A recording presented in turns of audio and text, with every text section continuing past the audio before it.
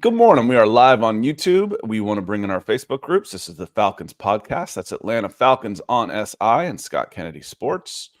Get those going, and we'll get rolling here on a Monday morning. And we're good. Welcome, everybody. This is the Falcons Podcast. It is Monday morning after a Thursday win. It was kind of a quiet weekend, which I said there's nothing really finer than a big win on Thursday and then watching everybody else beat each other up during the week when you know you've already got one in the bank. Makes for a good weekend. Nick, how are you doing, my friend? I am doing pretty well. We're a little bit at ends in tonight's matchup, though, where I am hoping that Kansas City will finally lose after they've been horseshoe up the you-know-what through 4 games so far. And you're probably pulling, well, you already dropped one to Kansas City. Maybe New Orleans can drop another game here, but should be a good game tonight. New Orleans has a very good defense. And as you can tell, I probably don't sound normal. Got battling the crud right now. So I'll be muting lozenge, tissue as much as I possibly can. But I'm here. I wasn't going to miss a victory Monday. I definitely thought like, oh, man, I do not feel very good. But feeling good to be here. Well, thanks for fighting through it. Someone posted in the comments last week, Nick's always sick. I'm like, yeah, that's part of having someone under 7 years old in the house. I'm like, you need to work away. You work with vaccines and stuff. You need to figure out a way to clone the immune system of elementary school teachers, and we'd never get sick again. So that's the way to go. So sorry you're feeling like crap, but we're glad you're here. One of the things we want to get into today, it's kind of an overview. You know, we if you've got questions in the chat, we'll hit them, about the last game. If you've got questions about games moving forward, personnel, we're all about it. That's why we go live. But since we're kind of in a purgatory between, all right, we talked about the game already. I don't really want to look to the Panthers just yet. We'll do that on Wednesday. What do we want to talk about? It's like, all right, well, let's just take kind of an overview. We're a state of the Falcons, so to speak. Where are we? And let's kind of reassess the rest of the schedule, because I said at one point in the summer this team could start 1-4 and still finish 10-7 based on the schedule. Well, that was July. Where are we now? Some teams aren't as good as we were expecting. Some teams are better than we were expecting. The first third of this schedule was pretty salty. It was a pretty tough schedule. I think moving forward, let's see where it goes. Who's better? Who's worse? Including the Falcons, and where. And those are the things we want to get into, but we want to say hello to some folks that have come in nice and early, like John Harrell, who says, good morning, Scott, Nick, and Falcons family. That's all, y'all. Hopefully the offense has finally shown up. Now the defense needs to step up. We can't stop the run and can't get pressure. I actually said, had someone that, one of the, everything is awesome type people, that we don't need sacks. Our defense is doing just fine. He actually said, F the sacks. Like, well, that's an interesting way to put it. I don't think there's a single defensive coordinator on earth that will agree with you. And frankly, the Falcons are probably about 25th in points allowed right now across the NFL. You need to start getting pressure. It doesn't, here, everybody, all of you, everything is awesome, people. It doesn't make you any less of a fan to acknowledge that your team isn't perfect. Okay. Nick, how you doing? What do you think about this, about the pressure and stopping the run? The defense right now looks a little bit loose, without a doubt. The defensive front, the last couple of games, I thought was not incredible. Now, in the Tampa Bay game, once they went to more of a 4-man front, I thought Grady getting that 3 technique and Onyemata, the 1, looked a little bit more natural. But this unit really does need another edge that can be, it doesn't have to be a 1, but somebody to play opposite of Judon that isn't a frill piece like you have right now with Leonard Floyd, who's honestly more effective dropping into coverage than he is Lorenzo Carter. Leonard Floyd might be two Georgia boys, though, but Lorenzo Carter, excuse me. Yes, you're correct. Lorenzo Carter out there. So kind of the same body type and type of player. Yeah, both went to Georgia. They look good in the red and the black. And absolutely. Lorenzo's from Norcross. He's from about 15 minutes from my house, and I saw him a lot. So I knew him a lot better. And then I saw Leonard up at Hargrave when those were still a thing. So I could keep them fairly separated in my mind, because they took different paths to get to Georgia. And I called Leonard Floyd at the time the best post grad in the country, and I think I was right on that one. But yeah, Nick, I agree with you. I think I'm going to screw his name up. I've told you all before, I haven't committed his name to memory. I just know that 50. James Smith-Williams gets out there. I think he does a good job in run, but he's pretty one-dimensional out there. He does a good job setting an edge, a really good job setting an edge. But he's not a guy that's going to get a ton of pressure out there. So, yeah, as far as stopping the run, we've gone back and forth on this. It's like the overall numbers for the Falcons aren't great, but you don't run at them. I feel confident in this team. If you have to line up and you have to try and push them, the Falcons usually get a stop. Tampa had more success than anybody, and even that slowed down in the second half last week, Nick. Yeah, I think I wish I could had a better dashboard than I have access to. There's that Sports Info solution, which is like a $200 a month subscription to have that data, where all like the people in the Athletic and the big, huge folks have that from SIS. But I think if we separated the rush EPA from the scrambling EPA, that would tell a different story. But for what I have, those are stuck together. But Baker Mayfield, I mean, the running quarterbacks, scrambling quarterbacks you win against, they were highly effective, not necessarily explosive. Falcons, I haven't seen the data including this week, but they've been the best defense in the NFL in not giving up explosive plays, and that includes the runs as well. So, but the success rate was poor. So what's the success rate? On first down, it's getting 50% of the yards to go. On second down, it's, I believe, 75, and on third and fourth, it's 100%. They were dead last entering this week in success rate against the run, but that includes the quarterback scrambling. So not enough run stuffs, not enough runs that are putting the offense behind the sticks. So something to watch going forward. Although I think that the type of quarterbacks and run games you're going against going forward hopefully will drop it a tick. Yeah, because I still feel like the most effective rushers against the Falcons have been the quarterbacks and in scrambles. And we saw Baker pick up a couple crucial first downs. It's just not something that's going to be in Kirk Cousins' game. That's all right. If he's throwing the way he threw the ball last week, I don't care. Yeah. Mitch, good to see you. He says the boys are looking good and ramping up. Rise Up Monday. Good to see you. Appreciate you being here. Awesome. Glad you could make it. He says he's catching live for the first time in a bit. I hope we continue to build as an offense. I'd love to see more balance. 250 to 300 yards of passing, 125 to 150 of rushing. And also, he wants to see the pass rusher stepping up a little bit. Yep. We all do. Again, mentioned last week, the Falcons had 18 sacks in 2021. That's statistically almost impossible. And the pressure rate on quarterbacks this year is actually worse. That's not good in the long term. It's kind of like, okay, the Atlanta Braves won a lot of games with a really great pitching staff. Then they'd get to the playoffs, and everybody's got pitching. Everybody can throw three pretty good guys out there when you get to the playoffs, but they don't have the lineup to back it. The Atlanta Falcons have a team right now that can beat a lot of teams and have a good, nice record. But if you don't get pressure on the quarterback, the type of quarterbacks you're going to face in the playoffs will kill you. So that's it is a little bit of a concern, and I expect to see more balance, because if you want to crowd the line and take away Bijan Robinson as your number one option, Kirk Cousins just ended that. He did, Nick. He just said, "Nuh-uh, not anymore. You want to come and put 8 in the box? Be my guest." Yeah, I mean, and it was really awesome to see. I mean, best of the game of Drake London's career. He looked like a number one. Kyle Pitts did. I mean, he's never going to be a volume guy, but the explosives were there, and with the open space, still have to see if he can separate versus man. But man is harder also to stop the run. So we'll see if that changes things as well for them. And then, of course, Mooney has been a revelation for this team. We talked about it all offseason. I thought he was more going to be a wide receiver 3, 4. He's playing like a very good wide receiver 2 right now. So very, very good surprise. But this team is definitely looking for some edge presence, maybe more cornerback help. We'll see about the who's the backup there? Harrison, who came in and played nickel in the last game. They picked on him like Antonio Hamilton. Yeah, with Harrison Hamilton. I mean, he's not a nickel. He's more of a boundary guy. But maybe another cornerback out there. I mean, honestly, Scott, if I was the Falcons, if you can't get Reddick or Hendrickson, which, I mean, he would be a dream, but I'd be calling the Broncos being like, hey, your defense and your pass rush is already pretty good.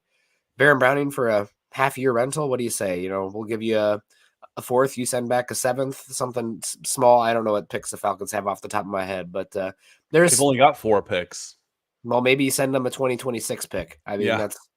This is a team that's shown they want to go for it right now. So at that point, how much does a 2026 day 3 pick even matter? Coach coming in here with the Goku giving the piece there. Good to see you. The Dragon Ball emoji says, morning fam, win the day.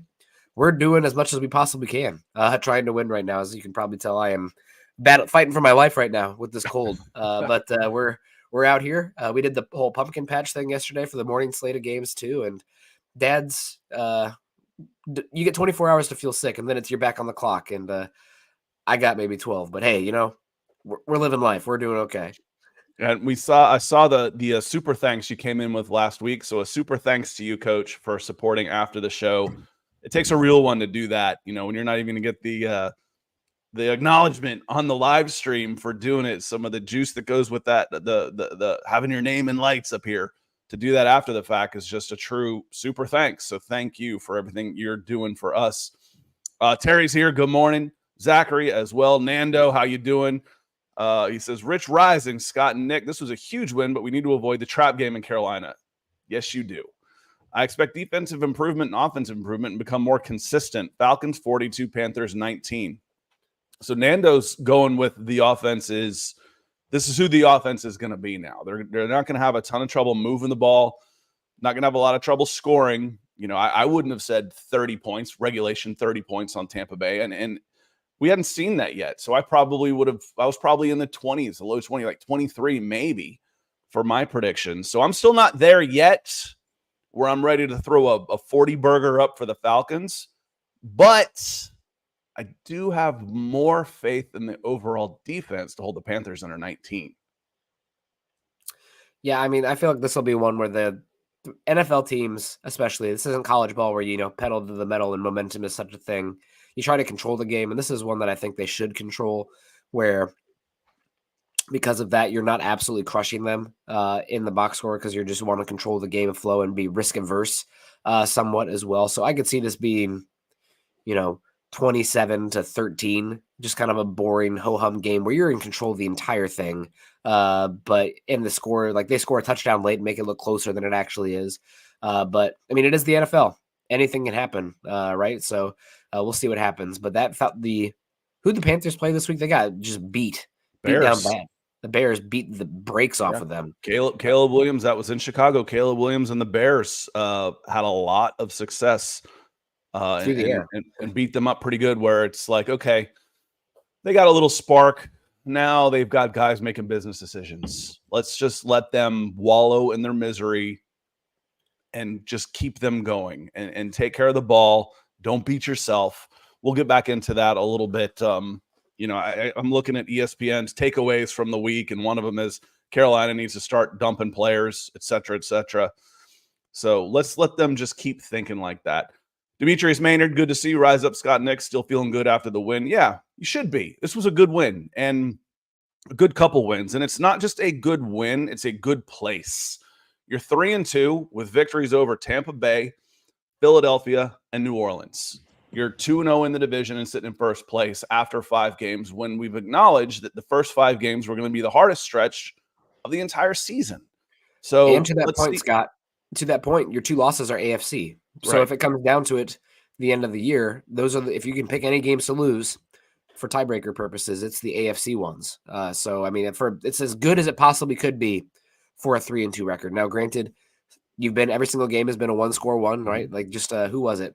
Andrew Whitworth, Ryan Fitzpatrick said you could easily be 0-5. You could easily be 5-0. You got things to clean up, no doubt, but that's the NFL. So hopefully we see a non-1-score victory this week, now that things are starting to gel offensively in the pass game at least. But things to clean up, no doubt. But you're 3-2. You are what your record says you are. And you have the ability to have gosh, did you ever play like Super Smash Brothers or something? Any game like that? Okay, well, like a fighter game, like a little kid, they'll spam one move over and over again. Like it's like, this is my go-to. I know that I have this no matter what. And I think maybe you don't have that with the run defense. You don't have the pass rush, cornerbacks, run game, not so much right now either. But there's a chance that the pass game, the way they looked versus Tampa, now granted Tampa's defense looked shaky in the pass game, but the way that, 500 yards, the explosiveness, the options that you had, Kirk firing some FU shots. That was the best quarterbacking play we've seen in Atlanta since Matt Ryan 2 years before he was out of I was going to say like 2018. Yeah, that 2017, Matt Ryan. Yeah, that was a maestri from him. What a maestro. So maybe I want to see more of it, but you might have a ability to spam the pass game, maybe a get out of jail free card kind of thing. But that's something that this team has not really. You had it a little bit with the run game, but not so much because the quarterback was so detrimental. But the pass game looks like it might be able to hang versus most anyone. No, and in Michael Ronquillo, the Sunrise, good to see you this morning. He says, "Good morning, Scott and Nick on the Falcons podcast." They could be 0-5. Well, then it sounds like they did a pretty good job getting Kirk Cousins in, because if it was any of the quarterbacks from the last 2 years, they would be 0-5. They would be 0-5 more than likely. So maybe I feel like would this is a stupid question. I don't even want to answer it. Would Arthur Smith have beaten the Steelers in the first week with one of his teams? The way that Arthur Smith played that game with the Steelers in week 1, probably that game shouldn't have been lost. The Steelers is an aberration. This team is what? 3-1 since then? Yeah. Falcons are 3-1. Forget the Steelers. That's just weird. Dahan, good to see you. Xavier, welcome in. Nick 5, he says, "Good morning, Scott and Nick, and everyone in the chat." That's all, y'all. The refs in games have been ruthless, flagging a player in Colts game for celebrating first down. I didn't see that one. I just know that they lost to there was some talk. Anthony Richardson's struggling a little bit. He's the most he's gotten to play. He's hurt again. Play Flacco. We can make the playoffs with Flacco. Well, maybe not. Yeah, maybe and maybe not. So I didn't get to see that. Maurice has a good question. And this brings up a good point, because this is kind of what I predicted for the Falcons here with their schedule. Are the Commanders actually good? Are they beating the bottom teams in the NFL? Or is it both? Okay. I remember people saying, what are people going to say about the Falcons when they go, have a record of 10-5? I'm going to say they're going to say they haven't played anybody. That's what they're going to say. No, the Commanders haven't faced the hardest schedule in the world, and they probably lost to the best team they faced. They lost to the Buccaneers. They beat the Giants. They beat the Bengals in Cincinnati, which isn't looking like a huge deal right now. They won in Arizona, trounced the Cardinals, and then they beat the Browns, the Cincinnati Bengals and the Cleveland Browns and the Cardinals. Not exactly a murderer's row there, but they beat them, and they look good doing it. What I said at the time, Nick, was I don't care. What are people going to say about us? They're going to say we haven't played anybody. I don't care. Give me 10-5. Give me 11-4. If I'm Washington, give me 4-1. I don't care what they say about us. I'll take the wins because they've been hard to come by. Yeah, you don't choose who you play, right? You can only match up with who you have. And I mean, did they beat the Giants by 1 score? Yeah, but Giants just went into Seattle and won without Malik Neighbors. Cincinnati went down to overtime with Baltimore, who beat the Bills the week before. I mean, this is a tough league. Every game is tough. It's one reason I'm a little bit scared to completely overlook the Panthers. I mean, there's some bottom tier teams that, if you lose to them, you should not lose to them. And Panthers are one of those teams. But the Commanders, I think, are real in a sense that they are playoff contenders and they might be feisty in the playoffs. Do I see them going all the way and winning it all as a true contender? No, I don't. I think their defense is too putrid. Overall, their defense is, God, it looks like it has to be 5th worst in the NFL, 6th worst in the NFL. Their offense has been great, but they haven't really faced a incredible defense so far. So we'll see what happens. I mean, that Cardinal game, and Cardinals just went in and beat San Francisco yesterday. All right. So granted, San Francisco doesn't look unbelievable this season either. It's crazy. The 3 best teams in the NFC might all reside in the NFC North. But Keith says Nick's sick again. Nick's still sick. He was starting to get sick again last Friday, but it's the Petri dish effect from daycare. But we're here. We're hanging out, and I'm sick for some Broncos and Falcons football with us both winning this week and looking pretty good. Yeah, and you mentioned the Vikings on this too. The Vikings are 4-0. They've beaten the Giants and a banged up 49ers team. They trounced the Texans 34-7. And then they won at Green Bay. Green Bay's okay. And then the Jets haven't looked good the last couple of weeks, and the overly aggressive defensive have really given Aaron Rodgers problems with the Broncos and the Vikings this week. So they're 5-0, but are they a 5-0 If Detroit was 5-0, they'd make me more nervous than Minnesota makes me nervous at 5-0 right now. I think they're good. I think they're a whole lot better than I was expecting them to be. I tell you that. And let's get into that one just a little bit. First off, Shannon Davis is coming in with some stars over on Facebook. Thank you for breaking the ice for us. He says Kirk had great stats. There were several throws where he still isn't planning and driving the ball. There were several throws the ball died off and the wide receiver couldn't catch them because they fell off so bad. But loved the overall performance. Yeah, there's very few flawless performances. His footwork was raw, especially if you're going to throw the ball 60 times.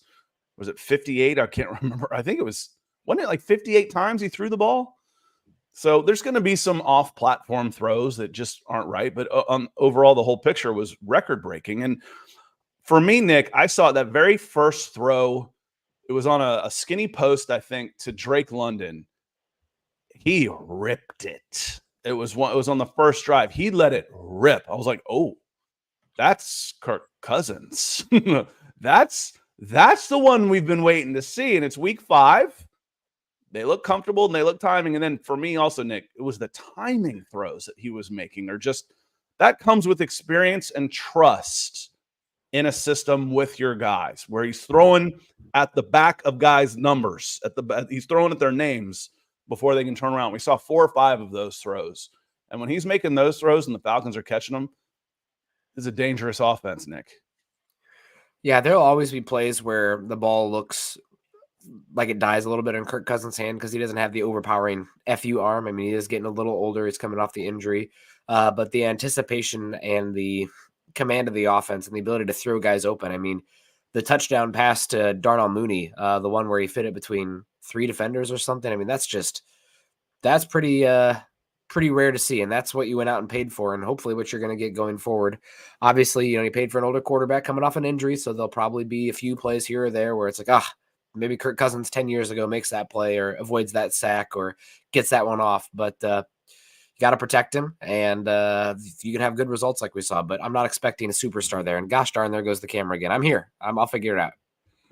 I wasn't looking at you this time. So get that plug back in and let's see about getting a new cord or something on that. They're at least $2 to get a new cable to plug in. So bill me if you need to, but I think, pull them out of one of your old 52 phones that are laying around like my house. I want to go through. Yeah. And thanks. Boney's Bluff Gaming, 58 throws. Yeah. There's going to be some that don't look good. I don't care who you are. There's just like, the release was wrong, whatever. But we are looking for it. So when you're looking for it, oh God, this is how obsessed I am. I actually had a dream I was watching. And maybe it was because I saw Aaron Rodgers do it also. But I was watching one of the quarterbacks, and I think it was Kirk Cousins, and he came up and was just hobbling. I'm like, oh no, the Achilles, oh no. Haven't seen that. We've seen some bad throws. It happens. We've seen several years of bad throws. Hopefully seeing less of them now. I talked about at the top. I want to just kind of go through the schedule moving forward. Did the offense take a little bit longer to get going than I thought it would? Yeah, it did. I thought they'd be able to lean on the running game a little bit more. But they're stacking the box, and I don't care how good you are. It's hard to run against NFL teams when you don't have a threat of passing the ball. Guess what showed up, Nick? Threat of passing the ball. But, moving forward, you're sitting there at 3-2. At Carolina, what I want to say is, let's just kind of go through this real quick. As we predicted a win, is this team better or worse than you expected them to be at this point? Coming off the Tampa Bay game, are the Atlanta Falcons better or worse than you expected them to be after week 5? I think they're honestly right where I thought they would be. I think maybe the defense is a little worse than I had thought. I mean, we saw them play pretty good football last year under Nielsen. Granted, some of that was the effect of the offense being so anemic that teams looking to control the game weren't really putting pedal to the metal. They didn't need to score 30 because you weren't scoring 30. So why put the ball in adverse turnover areas of the field? But that said, I think that overall, I think they're better. And I said it already. I'm a little bit disappointed that the run game hasn't been as FU. I thought that'd be their spam button this season, especially with Kirk getting aged a bit. But Kirk has looked ramped up quicker than I thought, honestly. Scott, I'll disagree with you. For his age, missing the entire offseason, new system, new weapons, everything, I thought that it would take, 6 to 8 weeks before we saw what we saw this last week against Tampa, with them just being able to run the football and get away with it while they kind of got that going. So I think they're honestly, well, it's not the exact path I thought they would take. They're right about where I thought they would be. I'm not sure I ever expected a game out of Kirk Cousins and the Atlanta Falcons like we saw last week. So ever. So that to me, oh yeah, Kirk's going to come in and set a franchise record this year, 500 something yards passing. I wouldn't have predicted that. So overall, I think this team's better than where I was expecting them. And I think their defense, despite it's almost like a bend but don't break, including points, because when they need a stop, they've been able to get stops. And I can't remember the last time I said that about the Atlanta Falcons. Like, okay, the other team has the ball, the Falcons need it back, they need to get a stop here. And the team would just grind it out, and it would be just, okay. Now this defense is giving the offense a chance, and they've done it 5 times. They've done it every week. So I think the defense, when you need them, is better than I expected. Overall, there's some regression. So overall, I think this offense is better than I would have expected at this point, the team. So this week, Carolina Panthers, better or worse than you expected? Panthers? Mm-hmm. We expect them to be terrible. I guess they're also where I expected them to be, just not the same path. Like, they're one of the worst 3 to 5 teams in football. I cannot believe they pulled the rug on the Bryce Young experience as early as they did. Makes you wonder if there's just absolute locker room disarray, where guys feel like he is just so detrimental that he's hurting their paycheck at the end of the day. But with after what the Panthers did with ownership, being involved as well with the go get him to be benched after 2 weeks is chaos. Pretty unprecedented. I can't think of that happening to that level of investment and that being over that quickly. God, and you took him over CJ Stroud, just terrible in hindsight. But I think they're about where I expected. Russell Wilson. The Russell Wilson trade, it was a little bit longer. It was, probably 30 games instead of 19. But Adam Schefter said he's getting traded. And then there's some talk now about, hey, he needs to get another chance, et cetera, et cetera. I think Carolina, I think the overall the team is bad. We expected that, but I feel like the situation is even worse than we were expecting. It's like that team is in so much turmoil right now. Because if we do this, and we will actually, there's another team that's like that. It's like I didn't expect them to be much better than 500, but the turmoil surrounding the team is worse than I expected. And we'll see that team before Christmas too. So we'll get to that one. So at a win chalked up there, Seattle coming back. Is Seattle better or worse than what you're expecting? And Seattle will be at home. I expected them to be about 500. They looked pretty hot early on. Granted, Bo Nixon his first start and a Denver team that didn't really know who they were, playing the Patriots. They had that really good game against the Lions, but then they lay an absolute egg against the Giants this last week at home against a not very talented Giants team. Their draft picks look pretty good in this last class, but they have some superstar players. But just overall, losing to Danny Dimes, no thank you. So I think the Seahawks are probably, again, it feels like it's like, oh, patting myself on the back, but I feel like they're right about where I expected them. I think they'll probably finish 9 wins this season, 9-8. Granted, anybody could come out of the NFC West right now, besides maybe the Rams because they're so hurt.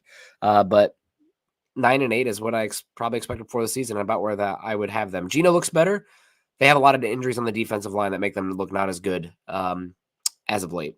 I think they're probably a little bit worse than I expected. Their win was over Denver and a rookie quarterback in week 1, and then at New England, and then against Miami. Those were their 3 wins. Yeah.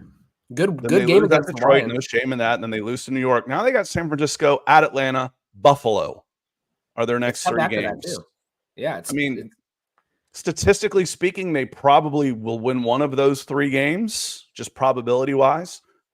But they're also probably going to be underdogs in all 3 of those games coming up as well. So I think we had that as a win coming home. Home game should beat them. So that would be what? Now we're up to 5-2, which is kind of where we had I may have had them 4-3 at this point, but right in there. At Tampa Bay, better or worse than you were expecting? Better. I agree. Better. I think especially with the injuries, I think Tampa Bay is a dangerous team. I think they're a team that could end up getting right. It's like, okay, they snuck in at 9-8 with a wild card, or they eked in at 10-7, and then they got healthy. You don't want to face a healthy Tampa Bay Buccaneers team with your season on the line. This team's good. The Tampa Bay Buccaneers, they're good. Said the same thing. Was it 2 years ago? No, it had to be last year, about when the Falcons beat the Texans. And someone's like, settle down there. One Texans fan came in talking it down. Oh, you're talking up this big win. They're like 2-3 on the season. So I'm like, no. This Texans team is good. And they just hadn't got it right. This Buccaneers team is good. I think Tampa's better than I was expecting. So at Tampa, I'd still put a loss on that one. I wouldn't consider that, oh, you lost to Tampa in Tampa. There's no shame in that. And then move to Dallas. Where is Dallas right now? Dallas is worse than I thought they would be. Their defense, they lost a third edge rusher last night. Now, they won a slop fest against the Steelers yesterday, but Dak they just feel like they don't have enough pieces right now. Their defense has been bottom 5-10 in the NFL, and outside of CeeDee Lamb and Dak Prescott's efficient passing game, they don't have many go-to game breakers on the offensive side of the ball. The offensive line is young. This looks like a team that's going to finish probably about 500 this season. And again, they're down 3 edge rushers now. Scott Nealand had to be carted off yesterday. Lawrence is on IR. I think Parsons is on IR as well. I'm not sure if he's on IR, but they can't stop the run. Their defensive tackles are bad. It's not great in Dallas right now. It isn't great in Dallas. They're 0-2 in Dallas. They're 3-0 on the road. Crazy. Their wins at Cleveland, at New York Giants, at Pittsburgh. Okay. Beating Pittsburgh is no easy task. We've said that before. Pittsburgh is going to be close in every single game because their defense is really good and their offense is not. So they're going to win a game that they shouldn't win. They're going to lose a game that they shouldn't lose. That may have been this one to the Cowboys, where they feel like they should have won that game but didn't. But that's how it's going to be. When you're that lopsided, you're going to hover around 500 most of the season. But I agree. I think that's a game that the Falcons should take care of business at home. Then you're at New Orleans. New Orleans better or worse than you were expecting?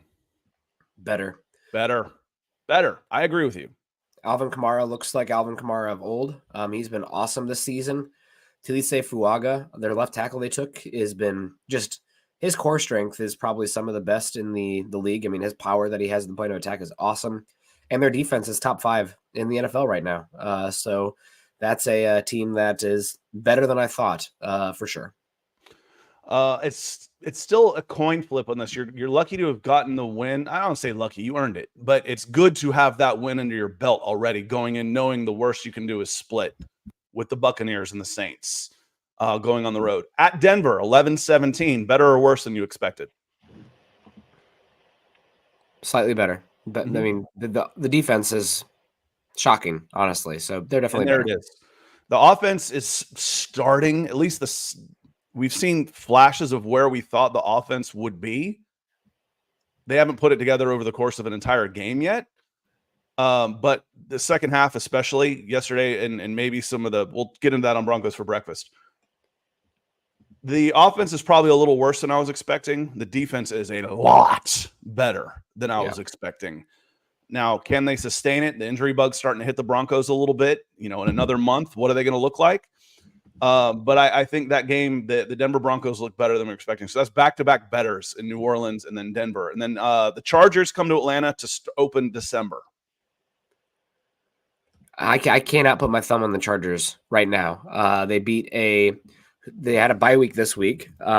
So they've only had 4 games, and their victories have been against the first 2 weeks against the Raiders and Carolina, who might be the 2 worst teams in football, or 2 of the worst 5 teams in football. So I cannot tell you right now about the Chargers. Their offense is substantially worse than I thought, but their defense is better on paper, but granted, they haven't played a gauntlet of teams. I mean, their defense has been good, but Kansas City's not been awesome offensively. We just talked about the Steelers offensively. Mhm. Carolina, Bryce Young's final game, and then Vegas. I mean, I have no idea who the Chargers are. Scott, Yeah, we're going to find out this game's week. going to be at Denver, so expect another pretty good defensive numbers put up. Yeah. So yeah, it's funny. We talk about the easiest schedule in football is the NFL, and the NFC South is trash and blah blah blah. And you look at some of these teams. I look at the Chargers schedule, and it's Vegas, Panthers, at Pittsburgh, Kansas City. Okay, that's okay. At Denver, Arizona, Cleveland, Titans, Bengals. Yeah, man. Yeah. It doesn't look all that. I'll take that schedule. Give me that one. Again, I think I'm pretty neutral. We'll see. It's kind of an incomplete on the Chargers. This one's easy. This might be the easiest one of all of them. At Minnesota on 12-8. I mean, shock of the year, right? I mean, Darnold did everything he could to lose that game against the Jets. But I mean, Kevin O'Connell's definitely has to be the front runner for Coach of the Year. Brian Flores probably has to get a head coaching job. I know it kind of went up in flames with Miami, and there was the whole suing the NFL thing as well. So I don't know the dynamics. I won't even pretend to have insight. You forgive a lot when you're talking about winning, though. Yeah, that's you're absolutely right. But I don't know enough of the inner workings there and the as we say, the good old boys club in the NFL. But he got a job with Minnesota, and they've been killing it. So we'll see. But yeah, Minnesota's right now. I mean, I have a hard time saying that they're the absolute favorite. Still, I probably would take the Lions. Overall, I trust their offense more than what I trust Darnold. But they have the best non-quarterback offensive player in the NFL in Jefferson. They got pieces around him, and they got an awesome defense as well. So they're definitely much better and have to be one of the 3 to 5 favorites in the NFC. Where the hell's the bye week in here? 3-10-17-1. There it is. It's between Denver and Chargers. So the Falcons have a bye week after they go on the road 2 weeks in a row at New Orleans, at Denver. Bye week. That bye week's rough, man. So that bye week's probably better than I was expecting. After you go to Minnesota, you go to Vegas. You go to Vegas on 12-16. Vegas is who I thought they'd be. But I think more disgruntled. I didn't expect the Adams stuff to happen in season and be such an issue with their head coach liking tweets about him being an issue. So already kind of have a little us versus them in the locker room. Their defensive line, especially, is a little bit better than I thought it would be. Tyree Wilson's taken a step this year. Adam Butler, Christian Wilkins is a very good interior defensive lineman. I like their linebacker Spillman, I think is his name as well. But the offense is really bad. They don't have anywhere to go. I mean, Brock Bowers looks legit. He looks like he can actually be like a difference maker guy, but I don't expect him to be Travis Kelce. Like, how often actually is the wide receiver a true elite high octane offense main pivot man? I can think of Travis Kelce, and then I can't think of anybody else. Really, if you can play off of the run game as well, then you have that. But the Raiders have been one of the least efficient rushing teams in all of football. So they're bad. I think they're about as expected, just in a little different path. And that's where I was alluding to when we were talking about the chaos, Carolina. When you talk about it, again, I understand Arthur Blank's going to have his detractors, and he's not the perfect owner by any stretch of the imagination, but he's 10 times better than what the Falcons had prior to him. And he's 50 times better than some of the other owners around the league, including in Carolina and including in Las Vegas. That's just chaos, and it's always that way. It starts from the top. We saw it in Washington. Daniel Snyder was a buffoon running that team. Boney's Bluff Gaming comes in as defense making comeback in the NFL. It seems like a lot more teams playing better defense. I think some of it is the adjustments that you make, which will pivot back to the running game. I'm convinced we'll see more of the running game. The other part of it's the turnover at quarterbacks, which we've been talking about for a while now. When you've got 6, for the most part, the Falcons actually don't really fit into this group because they went and got a high-priced free agent also, but that takes some time to get going as well with a new quarterback. But when you've got 6 teams drafting quarterbacks in the first round, you basically say you've got 6 teams that need quarterbacks. That means they're they're bad teams. Teams that draft quarterbacks in the top 12 don't typically turn around and have huge seasons with their drafted rookie quarterbacks. So quarterback play overall is down, and they're going to need some of these guys to hit to refresh the position. That's part of it, Bonies, is just the systematic cycling of talent across the NFL. I mean, you look 10 years ago, you have Rivers, Peyton, Brady, Breeze, Rodgers, Roethlisberger. I mean, that was a golden era of arms. Also, I think that defenses they know the rules for offensive lines, blocking protection a lot, and they know how to break them. And when you're going against offensive line talent, we've already talked about the discrepancy there between defensive line and offensive line, young quarterbacks and everything. It's hard. One thing also, Scott, that I would say is that I feel like the tackling is so much better. I've heard a lot of people talk about this as well. Just there's not as many bad tackling from the defensive backs, the linebackers as well, which in the past, poor tackling, one guy misses a tackle, boom, off to the races. You get some explosive plays off of high percentage targets. Now I feel like the tackling has been pretty good in the NFL. You don't see a lot of bad armed. I mean, they're still there, right? These guys are trying to make plays, but the open field tackling is a lot better as well. So also probably some of this is analytics coming into it. Before it was, we have to stop the run no matter what. Well, now it's like, we're going to play nickel and make you have to run or pass the ball. We're not going to give up. Excuse me. We're going to make you run the ball. We're not going to give up the big passes. We're going to try to stop you with 2 high shells and nickel defense. And if you kill us that way, then Godspeed, 1,000 paper cuts versus 1, seppuku or whatever, a sword through the chest. So second and 5's not all that bad, I guess. Yeah, it's better than a touchdown or a 50-yard pass. But Harry Marshall comes in and says, Mooney looking like the best free agent dollars spent. He's been awesome. I mean, I think Falcons that answers Keith's question. Y'all are on 2 separate Facebook streams. Harry Marshall Woods over on Atlanta Falcons on SI, and Keith's on Scott Kennedy Sports, bringing y'all together because I think Harry answered your question here. Keith asked, Kirk Cousins' best connection with a receiver through 5 games has been Darnell Mooney. Unmute. Sometimes I push it and it doesn't work. I've heard that before too. Yeah, I was going to say, but the Mooney may be the best signing, but you talked about it already, Scott. If you didn't have Cousins here, you could be easily looking at 0-5, right? I mean, there is no other avenue this offseason that I can think of. I guess you could have signed Darnold. Maybe he's playing this well. I don't know. But not many avenues that would have gotten you those wins and the talent that you had so far from Cousins. So maybe you can say Cousins is the best money spent, but Mooney's been awesome as well. Trading for Judon and bringing in Simmons. I mean, the veteran talent added has been pretty good this offseason for the Falcons. And for any of I've always been more of a draft guy. I grew up not even thinking free agency was a thing because, hey, I watched the Atlanta Falcons. They only lost free agents. They didn't ever bring free agents in. It wasn't until I was in my 30s that I realized NFL free agency is actually a bigger thing to the rest of the NFL than the draft, based on, when I watch analytics and I'm in sports media and I see where people are reading and what. So I say that knowing that I question draft moves a lot more than probably free agency moves. Terry Fontenot has killed it in free agency with the Atlanta Falcons. And I said at the beginning, it was kind of my hope when he's learning to scrape together, him and Arthur Smith, putting together a 7-10 teams with cast-offs from the Bears and the Titans, that they're learning they may already known it, but they're learning how to find value and learning how to penny pinch and squeeze every nickel out of their salary cap, that when they do have some money, that they spend it wisely.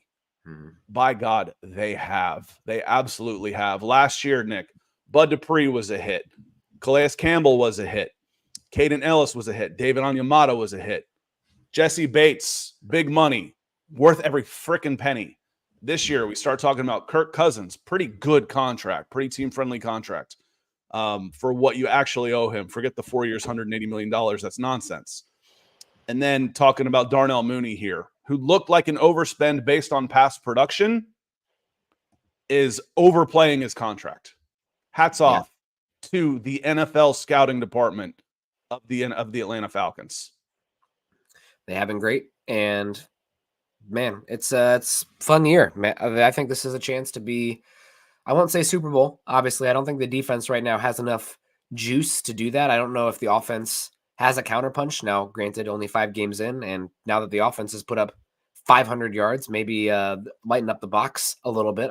As we said, teams would rather give up the runs than the deep passes. So maybe you'll see a counter there, but a lot of season to go. Hopefully they can stay healthy. But this looks like a team that has as good a chance as almost anybody in the NFC. If I was ranking it right now, just looking at the advanced stats, we went through the schedule and everything. I think even though you beat these 2 teams, you're still pick a name from a hat as far as the top 3 teams in the NFC South, excuse me. I think the Saints, the Falcons, and Tampa Bay, I wouldn't be shocked if any of them end up winning. I think they're all very, very close. Now you have the heads up on both of them. We all know, if we're being realistic, those games could have gone either way. You won. That's what matters at the end of the day. Mm-hmm. But you play those games 10 times, it's probably split 5-5 against each of those teams. You talked about, I would probably take the Vikings right now with where their defense is at. I'm not going to give up on the 49ers completely either. I don't know what to make of the Commanders. I think their defense is so poor. I cannot buy them just yet. But their offense is unbelievable. I mean, the number 1 offense in the NFL so far this season in terms of EPA per play, but like a good bit. And I'm also one team, I feel like we kind of brushed them aside, but I'm also not totally giving up on the Packers as well. I think there's some. You might say the Eagles. I think the Eagles, I don't trust their coaching staff overall. I mean, Matt LaFleur traded for Malik Willis for nothing and won 2 games running like wishbone offense. And now they have Jordan Love, who makes just unbelievable throws out there. They're a really young team as well. I am not. If there's any team that I think with how we've talked and just how the NFL is talking right now, if I'd buy a little bit of stock in, because I feel like it's low compared to where I think they could be, it's probably the Packers in the NFC right now. So we'll see. But that's a team that just looking at them on paper, they have a lot of talent. And if Love, who's coming off that injury, right, starts to click it a little bit as well. First game back after that injury against the Vikings. I mean, good luck with what their defense is doing. It's a Packers team that I think is underrated nationally. I would probably handicap it in the South. Falcons, they've got the advantage. Yep. They've got the head-to-heads right now. The best that the other teams can do is split. I would go Falcons, Buccaneers, Saints is where I kind of think. I think the Buccaneers are a more complete team than New Orleans. But we'll see. I think both teams are better. The NFC South is a good division again. And in the tens and stuff, in that Drew Brees, Matt Ryan era, the NFC South was salty. I think all 4 teams made the Super Bowl at one point or another. Real quick on this, Jim Shepard, as we were talking up Terry Fontenot, he says, yes, Fontenot has done really well in free agency, but it has to be acknowledged that all those great moves worked out only because the Browns outbid us last second for Deshaun Watson. 2 things on this.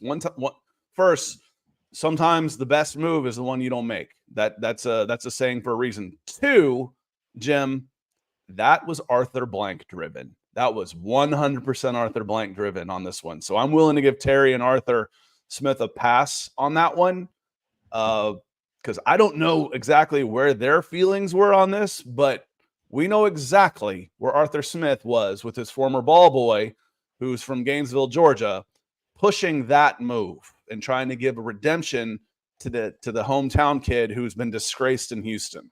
So that one, we talked about some of the shortcomings with Arthur Blank. Every once in a while, not real often, but every once in a while, he meddles. They all do. It's his team.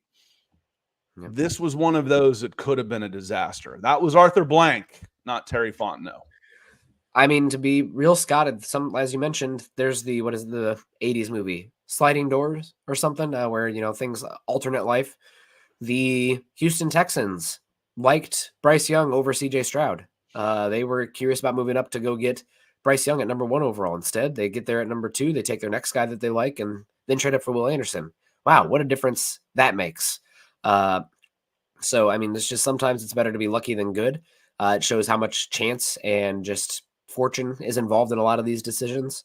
And things can be franchise altering. So, yes, they were outbid for Deshaun Watson, and that changes the complete trajectory. I can't imagine being more in the dumps than Cleveland right now. And I mean, I don't know if I believe in karma, Scott, but that would be great if it was a thing there. And it seems like Cleveland is I getting believe punished in karma. for karma stuff, kind of overlooking things and giving him a contract that had never been happening. Although I will say, as screw Deshaun Watson, all that stuff, but NFL players have to be just so upset because after how he's played, after giving that contract, nobody's going to be getting a 100% guaranteed contract, and that's a bummer right. for the players. And they don't have to, as long as the guaranteed money is competitive, which it has become that way. You look at it and it's like, okay, what is the guaranteed money? That's all I care about. There goes your camera, Nick.